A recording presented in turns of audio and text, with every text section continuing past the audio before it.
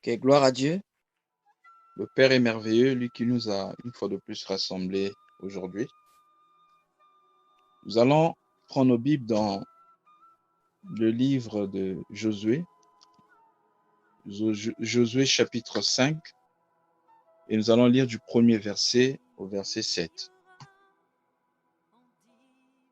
Lorsque tous les rois des Amoréens à l'occident du Jourdain et tous les Cananéens près de la mer apprirent que l'Éternel avait mis à sec les eaux du Jourdain devant les enfants d'Israël jusqu'à ce que nous eussions passé, ils perdirent courage et furent consternés à l'aspect des enfants d'Israël.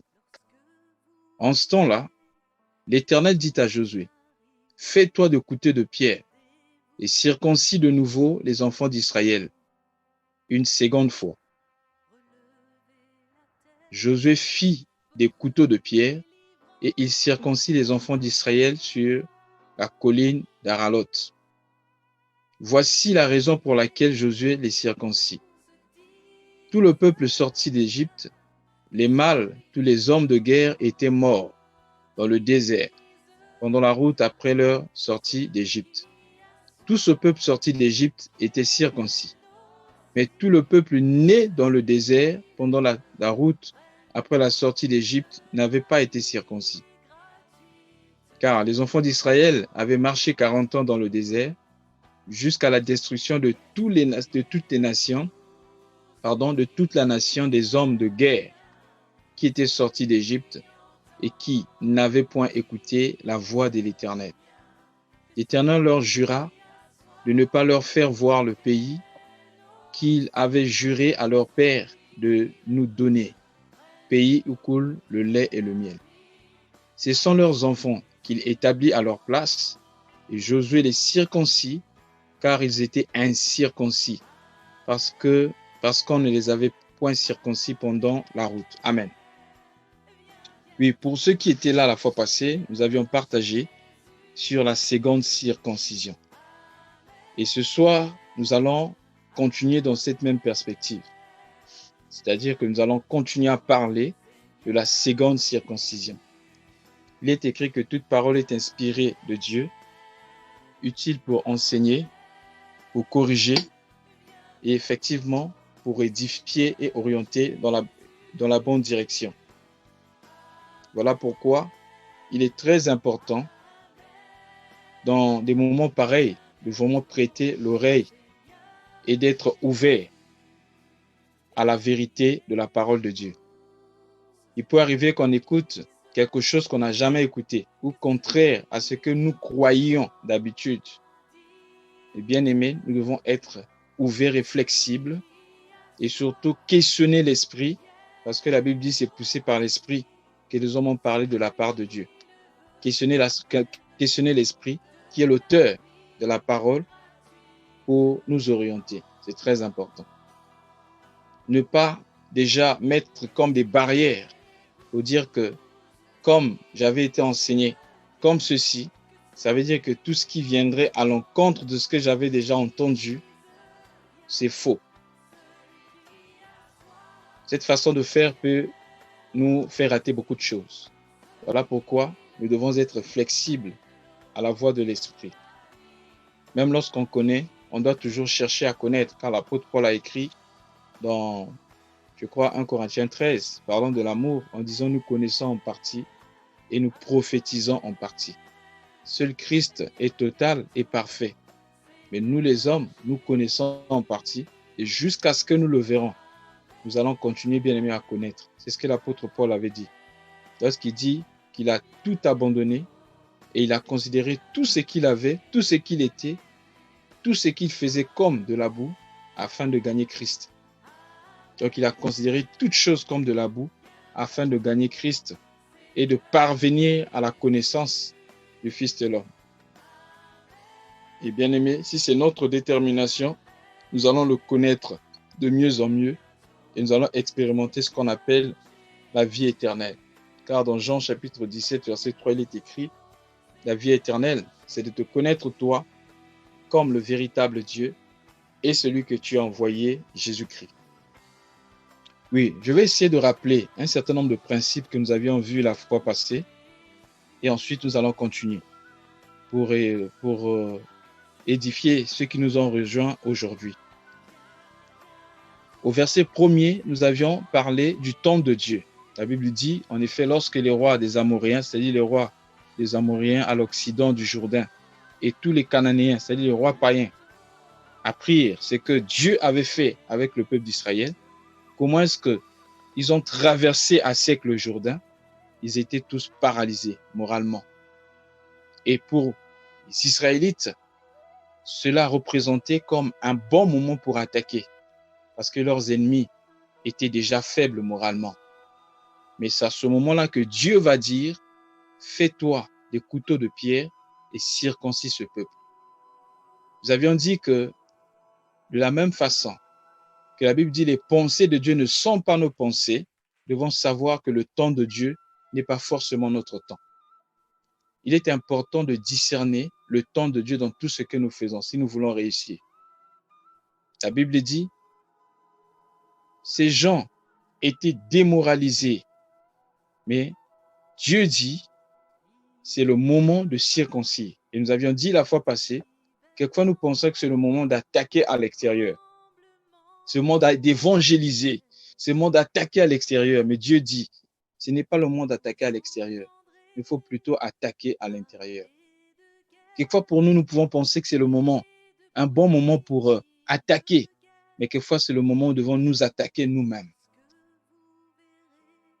Et nous avions dit que c'était important. Un travail de fond parce que c'est ce qui est invisible qui impacte ce qui est invisible. C'est ce qui est intérieur qui impacte ce qui est extérieur. Voilà pourquoi. Lorsque Dieu veut travailler la vie d'une personne, lorsque Dieu change la vie d'une personne, Dieu commence toujours par l'intérieur. Alors, nous allons avancer pour comprendre une fois de plus ce que c'est cette deuxième circoncision. Au verset 2, la Bible dit, en ce temps-là, l'Éternel dit à Josué, fais-toi des couteaux de pierre, circoncis de nouveau les enfants d'Israël une seconde fois. Oui, bien-aimés, quelquefois dans notre vie, nous avons besoin d'une deuxième circoncision. Ou encore, je parlerai d'un deuxième baptême. Le premier baptême, parce qu'on dit que ce peuple-là était circoncis lorsqu'ils étaient en Égypte. Donc ça, c'est le baptême de la repentance. Ce baptême qui nous fait sortir du monde, qui nous fait sortir peut-être des habitudes du monde. Mais avant d'entrer à Cana, Cana ici, nous avions dit que c'est le lieu de repos, le lieu de communion avec Dieu, où nous parvenons à comprendre et à connaître le cœur de Dieu. Pour entrer là-bas, il faut un autre baptême.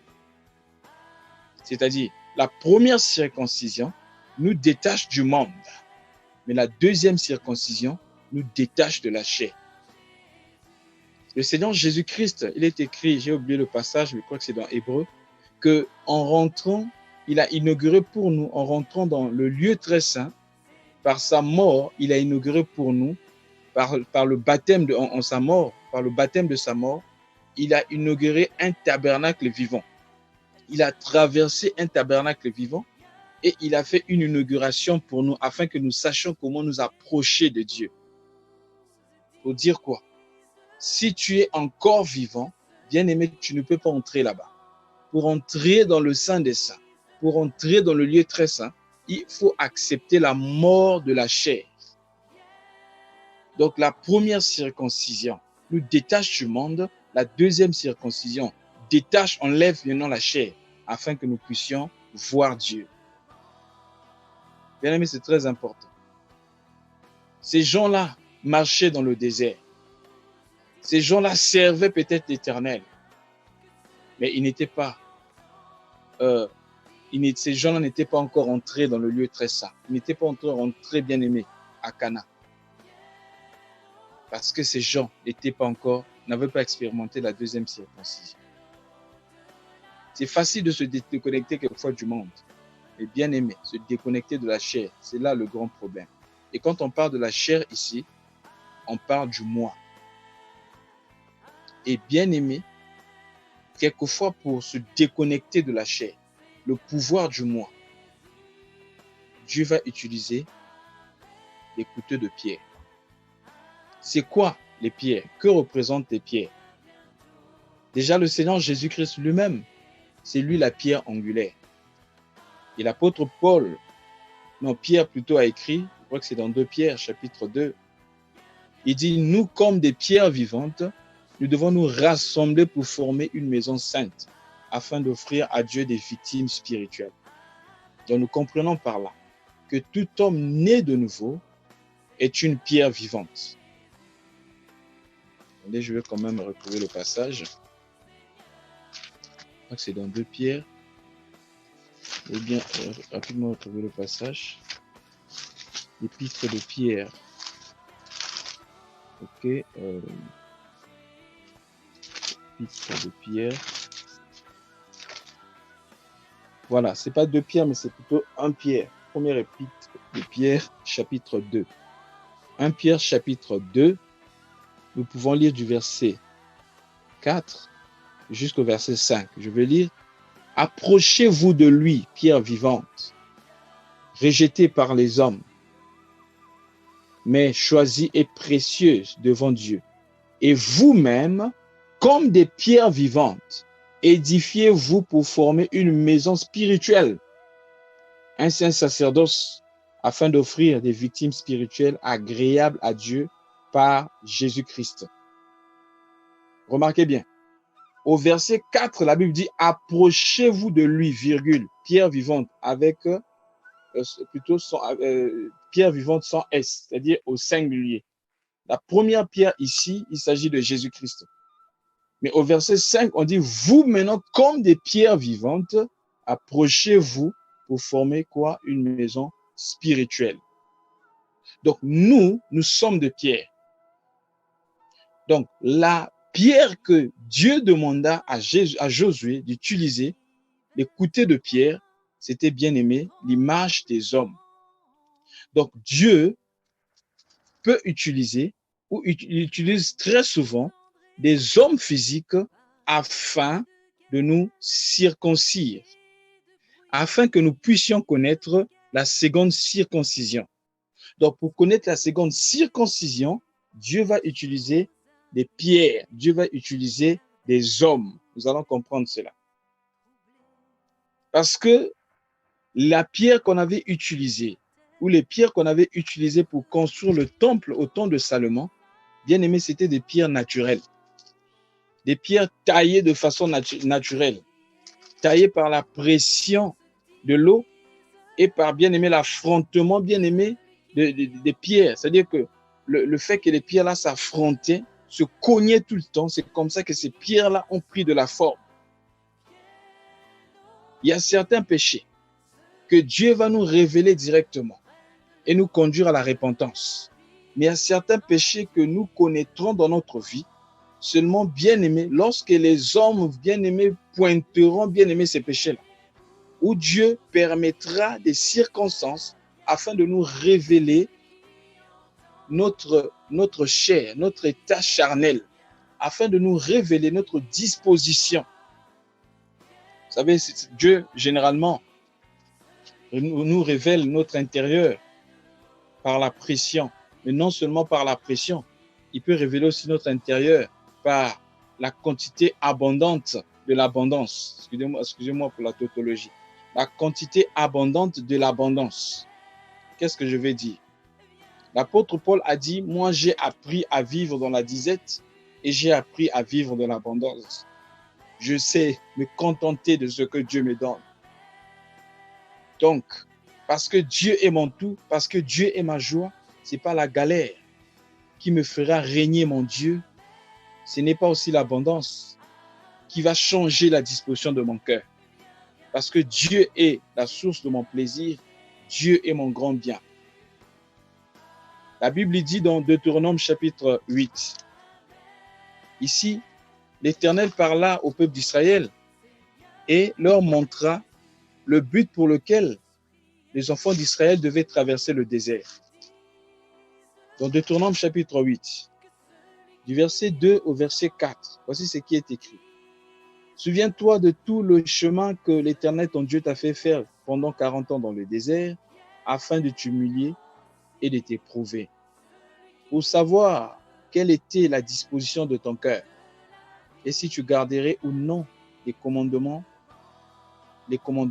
Il t'a humilié, il t'a fait souffrir de faim et il t'a nourri de la manne que tu ne connaissais pas et que n'avaient connu tes pères, afin de t'apprendre que l'homme ne vit pas de pain seulement, mais de toute parole qui sort de la bouche de Dieu. Ton vêtement ne s'est point usé sur toi, et ton pied ne s'est point enflé pendant 40 années. Bien-aimé, lorsque Dieu te fait passer par le désert, la Bible dit, afin de connaître les dispositions de ton cœur. En effet, Dieu est omniscient. Dieu est omniscient, Dieu sait tout. Mais en effet, lorsqu'il nous fait passer par le désert, c'est afin de nous révéler ce qui se trouve dans notre cœur. Donc, Dieu peut utiliser les circonstances pour nous révéler l'état de notre cœur. Mais Dieu va aussi utiliser des hommes, des frères et des sœurs pour nous révéler ce qui se trouve dans notre cœur. Mais si on n'est pas humble, si on cherche toujours à se justifier, on ne pourra pas grandir dans notre vie de foi. Même Dieu peut utiliser même ceux qui se positionnent comme étant nos ennemis, des hommes qui ne nous aiment pas, mais pour pointer, bien-aimé, ce qui n'est pas Christ en nous, pour pointer ce qui est charnel en nous. J'ai appris une chose, nos ennemis connaissent mieux nos défauts, nous révèlent plus nos défauts que ceux qui sont nos amis. Voilà pourquoi, lorsque tu reçois soit une réprimande ou encore si tu reçois, bien aimé, des critiques, ça ne sert pas de rejeter aussitôt. Mais fais d'abord un examen pour savoir, est-ce que dans ce que cet homme-là a dit, dans ce que cette femme a dit, il n'y a pas une portion de la vérité. Même si c'est 1% de la vérité, ça va m'aider à grandir. Même si on a touché mon point faible, ça va m'aider à grandir. Je ne rejette pas. Comme disait quelqu'un, si on jette devant toi le sel et le sucre, excusez-moi, et le sel et du sucre, toi, prends ce dont tu as besoin. Tu enlèves par exemple le sucre, tu laisses le sel. Ne rejette pas parce que c'est mélangé avec le sel et le sucre. Qu'est-ce que je veux dire? Dans les critiques, il peut avoir, bien aimé, une portion, même si la portion de la vérité est réduite, bien aimé, si tu fais attention à ces critiques, quelquefois, cela peut t'aider à changer. Mais il faut être humble.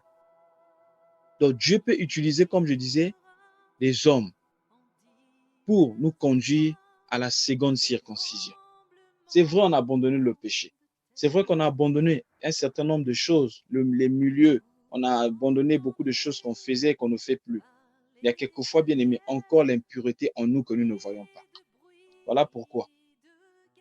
C'est une séduction personnelle de penser qu'on est devenu totalement pur et qu'on ne peut plus jamais pécher.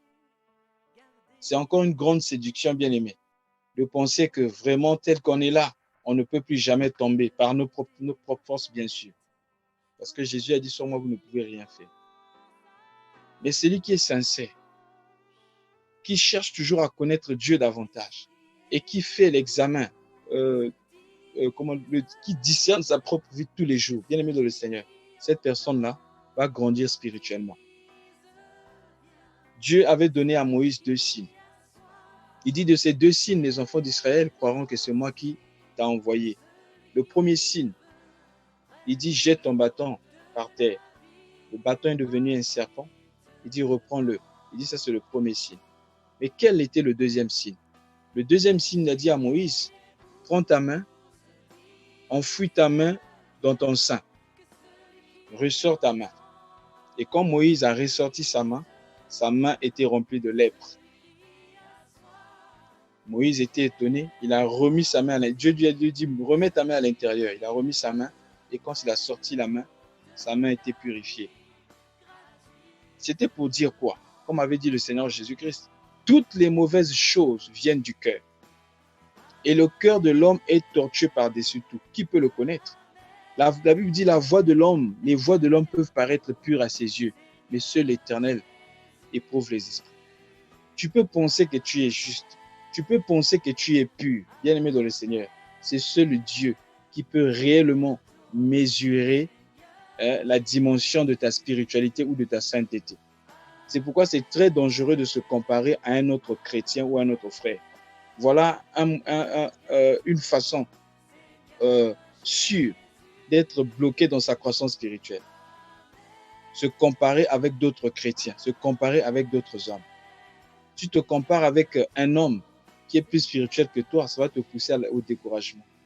Mais si tu te compares avec celui qui paraît moins spirituel que toi, ça va te pousser, bien aimé, au complexe de supériorité. Par conséquent, tu vas penser que tu es déjà arrivé, tu ne vas plus continuer, bien aimé, à aller de l'avant. Alors que la Bible dit que nous devons aller de gloire en gloire et de victoire en victoire. Donc, Dieu peut utiliser les hommes, et généralement pour la seconde circoncision, Dieu va utiliser les hommes pour notre circoncision.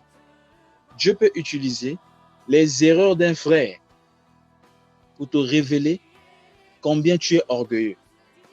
C'est-à-dire, un frère est tombé dans le péché. Quelle est la disposition de ton cœur? Quelle est ta réaction? Comment tu réagis?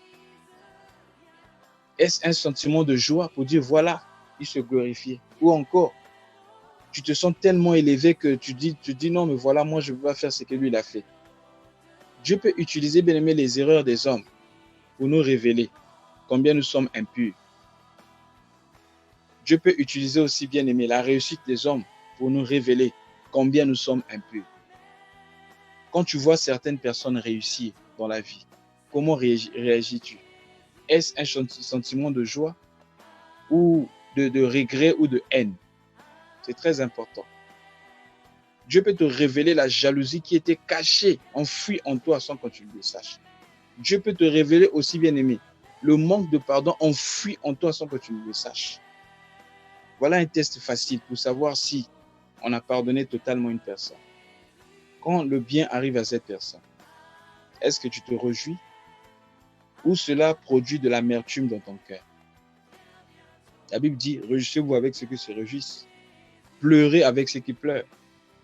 Est-ce que tu te réjouis lorsque quelqu'un à côté pleure? Le malheur de quelqu'un, au lieu de compatir, mais toi, ça produit un sentiment de joie, au lieu de regretter, au lieu de compatir, ça produit un sentiment de joie. Ou encore un sentiment d'indifférence. C'est-à-dire qu'à côté, il y a quelqu'un qui pleure, il y a quelqu'un qui souffre, tu ne sens même pas la douleur de compatir avec la personne. Ce sont des indices pour savoir qu'on a une mauvaise disposition contre une personne. Et Dieu peut utiliser cela, bien aimé dans le Seigneur, pour nous révéler l'état de notre cœur, pour nous révéler que nous sommes encore charnels.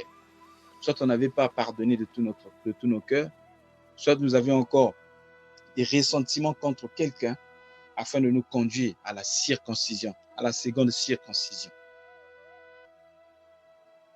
Comme je disais, Dieu peut utiliser l'élévation de quelqu'un, la chute de quelqu'un, mais bien aimé, ici il s'agit bien aimé des hommes. Dieu peut utiliser, bien aimé, le mépris de quelqu'un pour te révéler que tu es encore orgueilleux. Dieu peut utiliser, comme je disais, le mépris ou encore le manque de considération. Le manque de considération pour te montrer qu'il y a encore le moi en toi. Je vois des chrétiens aujourd'hui, parce qu'on a oublié le jour de son anniversaire, ils font de ça tout un problème. Comment il peut oublier le jour de mon anniversaire? On ne m'a pas souhaité un joyeux anniversaire. Alors la personne se met en colère. Non, on n'a pas commenté sa photo sur les réseaux sociaux. On n'a pas mis un j'aime. La personne se met en colère. Non, il devait m'inviter à cette fête. Comment m'a-t-il oublié? Moi, j'ai le droit, je devais être à cette fête. Pourquoi il m'a oublié? Pourquoi il ne m'a pas informé à temps? Pourquoi j'ai été listé parmi les derniers à être au courant de ça? Pourquoi devrais-je apprendre par une seconde main, par une tierce personne, alors que la personne devait m'appeler directement? C'est la preuve qu'il y a encore le moi. Il y a le moi, c'est-à-dire que le complexe de supériorité. Tu te sens tellement important que les hommes doivent en un mot t'adorer. En fait, tu cherches l'adoration. De la même façon que la, la, la, la louange, la gloire revient à Dieu seul. La reconnaissance aussi. Tu as fait peut-être du bien à quelqu'un et la personne ne t'a pas dit merci. Tu te dis non, mais je méritais quand même un remerciement. Cette personne cette personne est ingrate. Ou encore, tu as fait du bien à quelqu'un. Tu t'attends à ce que cette personne te fasse du bien. Et pendant que tu passais par le moment difficile, cette personne ne t'a pas apporté de l'aide. Tu te sens offensé, scandalisé. C'est encore, bien aimé, une opportunité que Dieu te donne pour te montrer que tu es encore charnel. Voilà pourquoi Jésus a dit, quand vous voulez faire du bien aux gens, ne faites pas du bien aux gens qui pourront vous rendre l'appareil, mais cherchez les pauvres, cherchez des gens qui ne pourront pas vous rendre l'appareil. Faites du bien à ces gens-là, afin que votre Père qui est dans les cieux, lui, qu'à son tour, que lui vous paye. Qu'est-ce que je vais dire? Si je fais du bien, parce que je regarde à Dieu, je m'attends à Dieu, je ne pourrais pas bien aimer m'attendre de recevoir quelque chose en retour de cette personne. Par conséquent, si cette personne m'aide pas lorsque je suis dans le besoin, ça ne me fera ni chaud ni froid. Pourquoi? Parce que j'ai fait du bien à X. Alors, je ne vais pas m'attendre à recevoir quelque chose de la part de Y. Donc, lorsque nous faisons du bien, faisons-le pour l'amour de Dieu. Faisons-le pour Dieu et non pour les hommes. Cela va nous libérer de beaucoup de choses. Bien-aimé dans le Seigneur, Dieu peut utiliser même les paroles des hommes, des paroles blessantes. Tu vois une personne vraiment te parler avec beaucoup de mépris. Une personne te parler avec beaucoup d'arrogance pour te révéler que tu es encore orgueilleux, pour te révéler qu'il y a encore de la chair en toi. Et Dieu veut te libérer de la puissance de la chair. Dieu veut te libérer du moi. Voilà pourquoi Dieu utilise les hommes. Alors bénis le Seigneur pour cela. Pourquoi? Sais-tu que Dieu contrôle toutes les paroles que tu reçois dans la journée?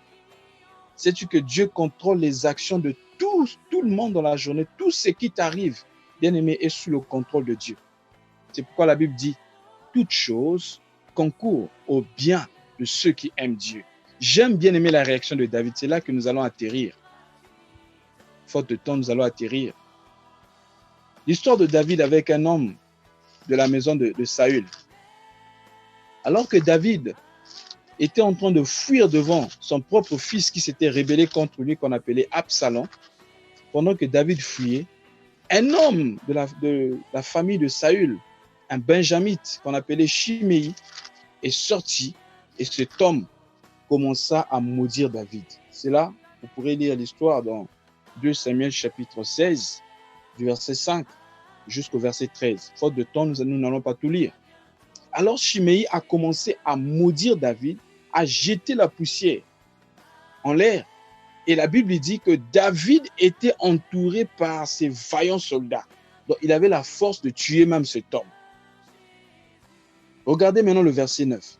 Alors Abishai, fils de Tsérouja, dit au roi David, pourquoi ce chien mort maudit-il le roi, mon Seigneur? Laisse-moi, je te prie, aller lui couper la tête. Maintenant, regardez, écoutez la réponse de David au verset 10. Mais le roi David dit, qu'ai-je à faire avec vous, fils de Tsérouja? S'il maudit, c'est que l'Éternel lui a dit, maudit David.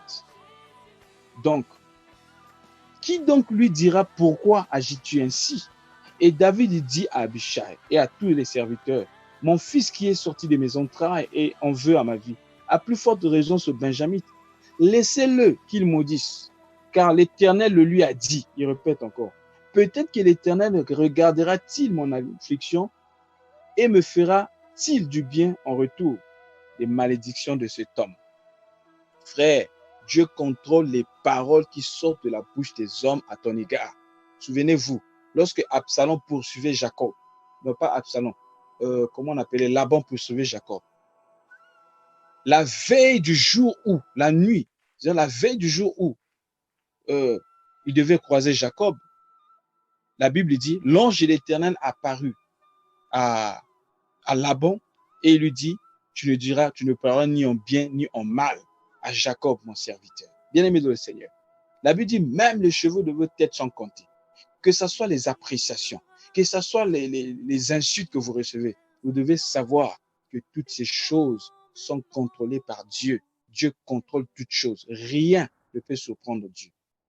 Et si Dieu permet que tu sois insulté, si Dieu permet que ta réputation soit touchée, sache que l'Éternel a un travail qu'il veut faire. Le Seigneur veut voir si tu es vraiment mort. Alléluia.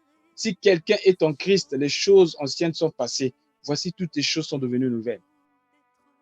Pour entrer à Cana, pour entrer bien-aimé, avoir l'arbre de vie, tu dois accepter de recevoir l'épée de l'ange. Pour entrer dans le lieu très saint, il faut accepter de mourir. Si le moi n'est pas mort, tu ne peux pas voir Dieu. Personne ne peut me voir et vivre. Si le moi n'est pas mort, tu ne peux pas voir Dieu. C'est pourquoi l'apôtre Paul dit, si je vis, ce n'est plus moi qui vis, mais c'est Christ qui vit en moi. Ma vie, pour moi, je suis mort par rapport au péché. Par rapport au monde, je suis mort. Mais c'est une autre vie qui vit en moi. Insulter un mort, vous allez voir si le mort va répliquer. Salissez la réputation du mort, le mort ne répliquera pas. Le mort n'a plus de volonté parce qu'il est mort. Alors, si nous sommes morts en Christ, pourquoi lorsqu'on nous insulte, cela nous frustre encore? Pourquoi est-ce que lorsqu'on nous méprise, lorsqu'on pense qu'on doit recevoir peut-être la considération, lorsqu'on ne reçoit pas la considération, cela nous frustre? Bien aimé, c'est parce qu'on n'est pas encore mort. Le Christ, lorsqu'il est rentré dans le Jourdain, lorsqu'il s'identifia, bien aimé, à nous, dans le Jourdain, lorsqu'il a pris le péché, parce que la Bible dit que Jean s'opposait pour ne pas que Jésus passe par là. Mais comme il s'identifiait à nous, aux pécheurs, il est rentré par le baptême. Mais quand vous regardez sa vie, lui, le Seigneur de gloire, la parole faite chair, il se rabaissait toujours. Une fois, il était dans la maison de Simon de Cyrène. Non, pas Simon de Cyrène. Simon, je crois Matthieu le lépreux, dans la maison des pharisiens. La Bible dit, on ne lui avait pas donné de l'eau pour se laver les pieds. Ils n'ont pas fait un problème. Ils n'ont pas fait un problème. Pourquoi? Il ne se considérait pas trop grand, alors qu'il savait qu'il était plus grand que tous. Au point où, le jour de la Pâque, comme il fallait qu'il reste avec les disciples, le serviteur qui devait laver les pieds certainement était dehors. Personne n'était là pour laver les pieds. La Bible dit, s'il leva, il a pris son habit, il attacha au niveau de ses reins, il a pris une cuvette, il a commencé à laver les pieds de ses apôtres. Oh, le travail du serviteur le plus sale de la maison. Le serviteur, l'esclave le moins payé. Il a commencé à faire ce travail. Il dit, si moi je vous ai fait cela, vous devez faire cela les uns les autres. Si moi je vous ai lavé les pieds, vous devez vous laver les pieds les uns les autres, afin que vous apparteniez à mon cercle. Il leur montrait par action, bien aimé, une théorie et un principe spirituel très important. Alors que, bien aimé, nous marchons, parce que quand Pierre s'est opposé en disant, si tu veux laver mes pieds, tu laveras aussi ma tête. Jésus a dit, celui qui s'est lavé tout le corps, il a besoin de se laver les pieds. Les pieds, c'est l'image de la marche. Lorsque nous constatons qu'un frère a peut-être des pieds sales, ce que nous devons faire, c'est chercher à laver ses pieds. Par la prière, bien sûr. Ce n'est pas les rituels qu'on fait quelquefois dans certaines églises. On voit les gens. Non, le pasteur s'assoit là et commence à laver les pieds des disciples. Non, bien aimé. Les apôtres n'ont jamais fait ça. C'est spirituel. C'est symbolique. Et c'est tout un enseignement, le lavement des pieds. Laver les pieds de ton frère signifie prier pour lui afin qu'il se sanctifie. Laver les pieds de son frère signifie se rabaisser, chercher le bien de ton frère. Cela signifie aussi ne pas calomnier ton frère lorsque ton frère a péché, mais essayer de chercher à enlever la saleté. Bon, pour aujourd'hui, on va s'arrêter là. Que le Seigneur nous aide à discerner la présence de tout le monde, à discerner les hommes que Dieu met autour de nous. Ça peut être aussi ton boss au travail, qui te mène la vie difficile. Et c'est quelquefois une pierre que Dieu va utiliser pour te circoncire. Ça peut être un mari très dur de caractère, une femme très dure de caractère. Mais ça peut être, bien aimé, une pierre que Dieu utilise pour te circoncire. Une femme, tu es spirituelle, mais elle est très charnelle. Un mari, tu es spirituel, mais il est très charnel. Elle ou il n'aime pas la prière. Elle n'aime pas la prière. Mais c'est peut-être une pierre que Dieu a mis à tes côtés pour te circoncire, afin de te faire entrer dans la vie de prière et de persévérance. Nous continuerons prochainement, si le Seigneur le permet. Que Dieu nous bénisse tous et qu'il nous garde. Amen.